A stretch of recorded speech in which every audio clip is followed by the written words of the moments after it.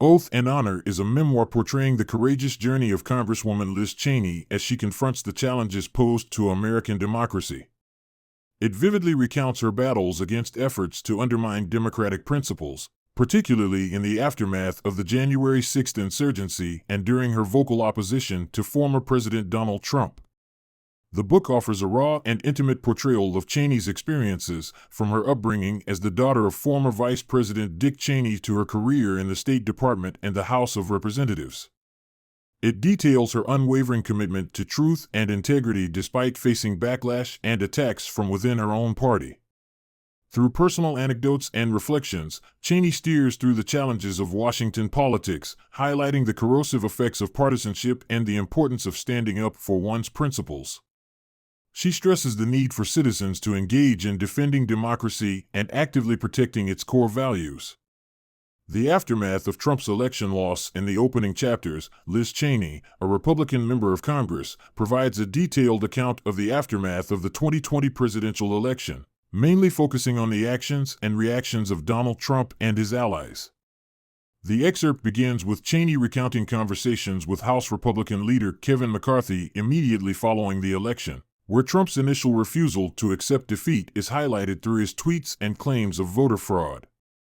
Cheney explores Trump's deliberate creation of a red mirage by encouraging in-person voting over mail-in ballots, despite being informed of the likelihood of an initial lead followed by a shift as mail-in votes were counted.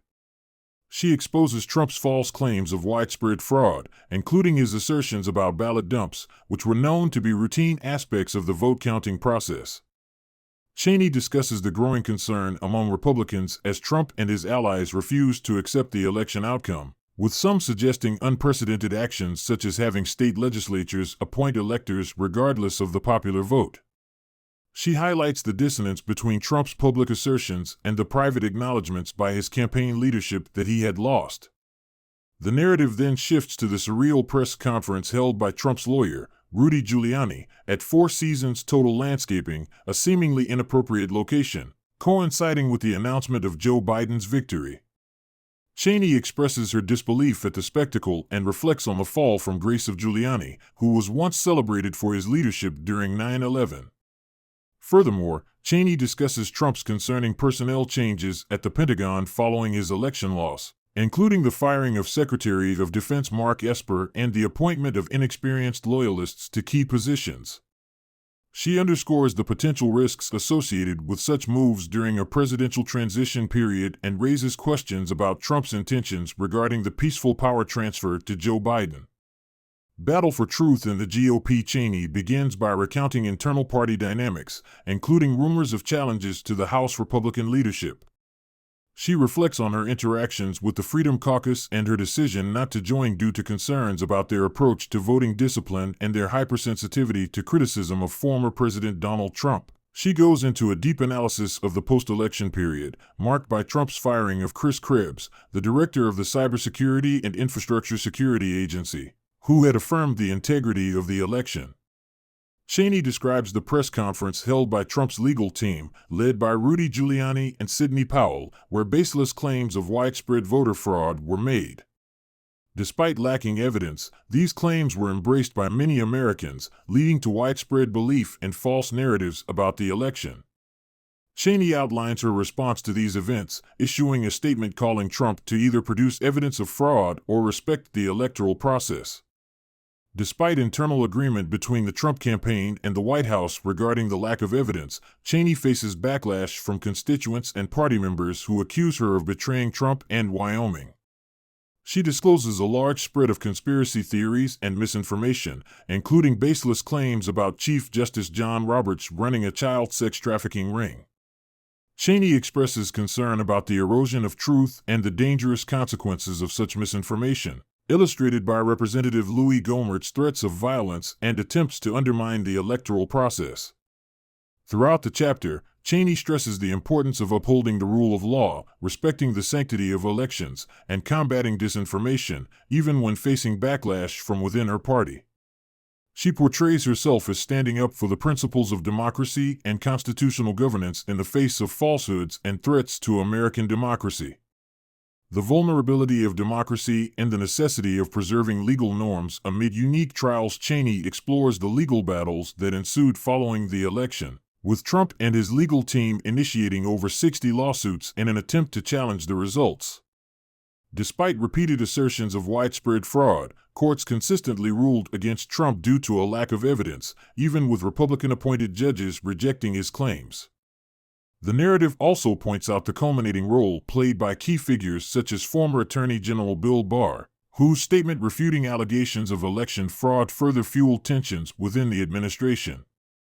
Trump's persistent dissemination of false claims and his efforts to pressure state officials and influence legislators created a climate of uncertainty and division.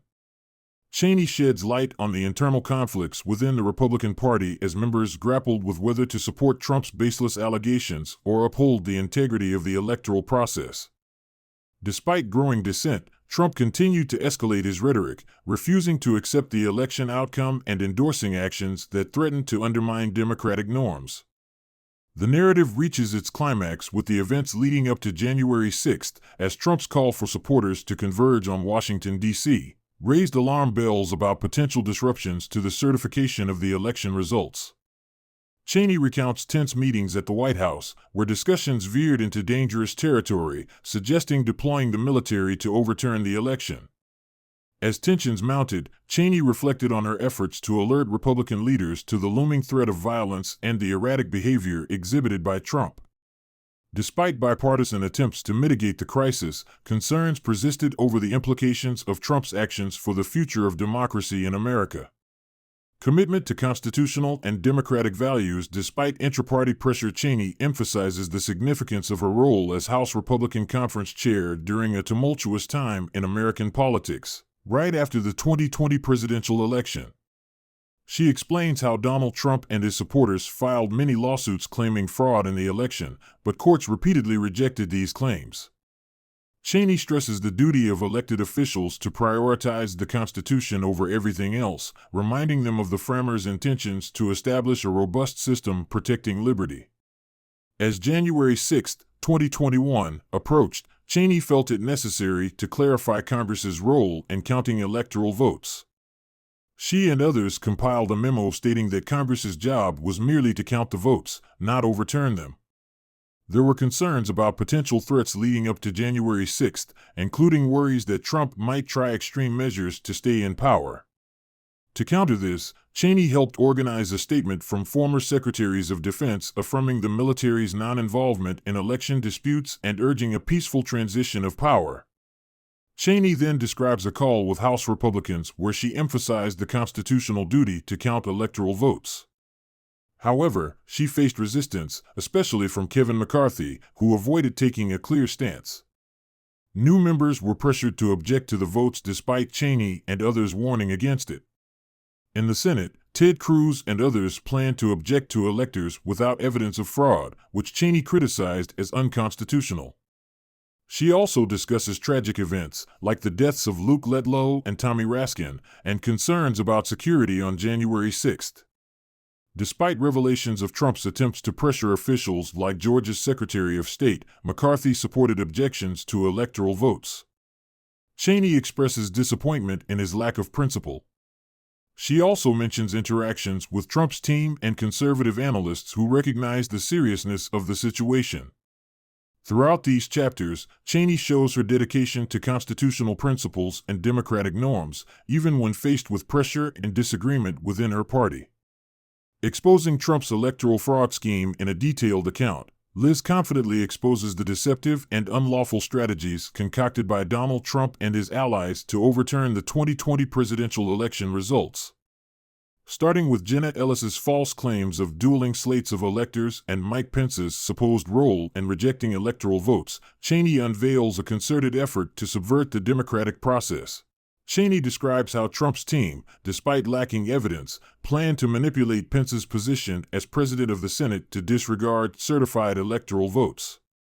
She highlights the alarming disregard for constitutional principles and the rule of law evident in their scheme. Despite clear legal rulings against Trump's claims of fraud, Cheney reveals how his team persisted in their efforts to undermine the election outcome. She also exposes internal Republican debates, where some members, led by Mike Johnson, advocated for objections to electoral votes based on unfounded allegations of election irregularities. Others, like Chip Roy and Dan Crenshaw, staunchly opposed these objections, emphasizing the constitutional duty to uphold the election results. As tensions mounted, Cheney sought guidance from congressional experts to counter the impending chaos. She recalls reaching out to Senate Leader Mitch McConnell for joint planning to ensure adherence to constitutional norms. The narrative intensifies as Cheney recounts the eve of January 6, with House Republicans deeply divided over whether to support objections. Concerns about potential violence and the need for security measures underscore the volatile atmosphere leading up to the joint session of Congress. In the face of threats and coercion from Trump and his allies, Cheney paints a picture of a party torn between loyalty to Trump and fidelity to the Constitution. The looming showdown on January 6 emerges as a pivotal moment in American democracy, with Cheney and others grappling with the repercussions of Trump's relentless efforts to cling to power through illegitimate means. Protecting the Republic. Impeaching Trump for his actions. Cheney points out that the 2020 election was unusual because of President Donald Trump's baseless claims of election fraud and his encouragement of his supporters to protest in Washington, D.C. on January 6, 2021. Cheney worries about security threats before January 6 and hires private security because of her concerns. Despite pressure from Trump and potential dangers, she sticks to her duty as a member of Congress to uphold the Constitution. On January 6, Cheney sees fellow Republican lawmakers objecting to electoral votes symbolically, even though these objections are based on false claims. She finds it ironic that some lawmakers who question the legitimacy of the election had previously accepted the legitimacy of their election victories. During the joint session, Cheney watches the debate over objections to Arizona's electoral votes. Some Republican colleagues repeat debunked claims of election fraud. Meanwhile, she notices the situation outside the Capitol escalating, with Speaker Nancy Pelosi being evaluated. Cheney questions the motives of specific colleagues, especially Lauren Boebert, who seems to be in communication with people outside the building. Cheney plans to speak against the objections, but chaos erupts before she can, with a violent mob breaking into the Capitol. Despite the danger, Cheney remains committed to upholding the Constitution and facing the challenges posed by the events of January 6 and the divisions within her party. Later, Cheney recounts her experience during the Capitol riot, describing the tension in the chamber as lawmakers realize they are threatened. She expresses shock and anger at the breach of the Capitol, especially when she learns a Confederate flag was seen inside. As chaos unfolds, Cheney describes efforts to maintain order and the increasing danger as the mob approaches. Lawmakers and Capitol Police prepare to defend themselves as rioters try to breach the chamber doors. Cheney emphasizes President Trump's failure to stop the violence despite pleas from his staff. Throughout the ordeal, Cheney reflects on the need to hold those responsible accountable and asserts that Trump's actions were impeachable offenses. She believes Trump must be impeached and removed from office to protect the Republic. In another part, Cheney talks about the events from a personal perspective, describing the chaos as the mob targets Vice President Mike Pence. She highlights how Trump's tweets further fueled the violence and recounts her efforts to restore order and complete the electoral vote count with Democratic leaders. Cheney condemns the actions of the rioters and Trump's role in inciting the violence.